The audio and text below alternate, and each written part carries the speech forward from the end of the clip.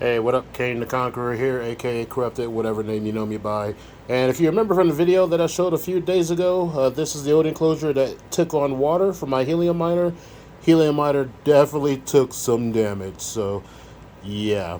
Anyway, that actually came in through this hole, this bulkhead connection here. That little bolt on there actually got compromised and allowed water into the enclosure, which is why we do not use moving forward enclosures that have the antenna connection at the top. So I'm going to show you one of our newer designs we've been using for a few months now. So this is a custom box. If you guys need a link, just ask me for it. I'll send it to you. But we actually mount this box onto Unistrut to where we offset the antenna. So we also weather seal it as well. Bring it in through the bottom, so water, there's actually nothing hitting or connected to the top of this. It's going to allow for less water to get into the unit. And then we also have our RJ45 connection here for the cable gland.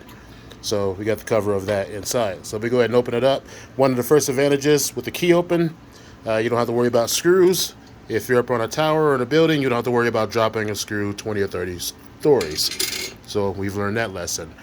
Second lesson, use ProSet PoE splitters.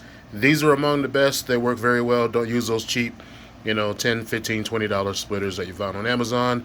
They will break on you. Also, here on the inside, we use, here's the cable gland, and then we use like thin Ethernet cable for the 1 gigabit, data connection.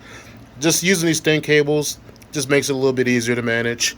And then we got the USB-C connection going over to the miner. Everything's very compact. There's the other part of the cable gland. And this plate here, we could easily mount and unmount this plate out in the field. So it makes it very easy to do maintenance or to replace. We usually just replace the entire plate with all the components attached all at once when we do. So this one came back out of the field because it had a firmware upgrade that failed, and therefore it kind of bricked. But I went ahead and formatted the SD card, put a fresh firmware on there, and she's now ready to go back out in the field. So if you got any questions, send me a message and I'll be happy to answer.